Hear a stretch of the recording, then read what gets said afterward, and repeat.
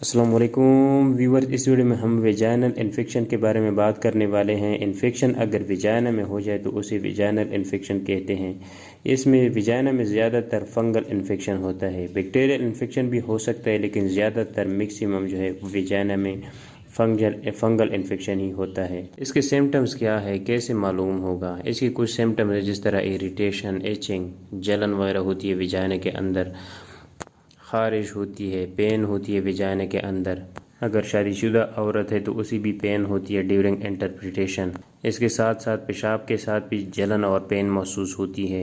और अगर इन्फेक्शन बहुत ज़्यादा बढ़ जाए तो यूरिन के साथ यानी पेशाब के साथ ब्लीडिंग भी आ सकती है। विजाइनल इन्फेक्शन होता क्यों है, इसकी वजह क्या है? इसकी वजह यह है कि जब नॉर्मल विजाइनल फ्लोरा डिस्टर्ब हो जाता है तो उसमें बैक्टीरियल ग्रोथ भी हो सकता है, फंगल ग्रोथ भी हो सकता है, जिसकी वजह से इन्फेक्शन हो जाता है।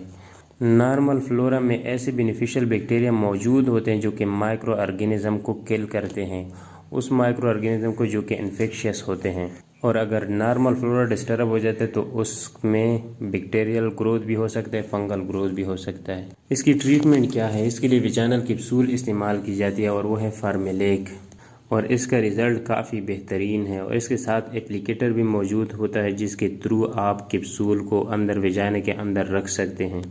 और फार्मेलेक के अंदर 7 कैप्सूल मौजूद होते हैं और 7 दिन का कोर्स होता है इसका। और दिन में 1 कैप्सूल एप्लीकेटर के थ्रू आपने विजाइना के अंदर रखना होता है। और अगर आप 7 दिन तक इसको लगातार इस्तेमाल करेंगे इंशाल्लाह इन्फेक्शन बिल्कुल ख़त्म हो जाएगा। तो व्यूअर्स, ये थी आज की वीडियो। उम्मीद करता हूँ आप लोगों को पसंद आई होगी। पसंद आई है तो वीडियो को लाइक करें, चैनल को सब्सक्राइब करना मत भूलें।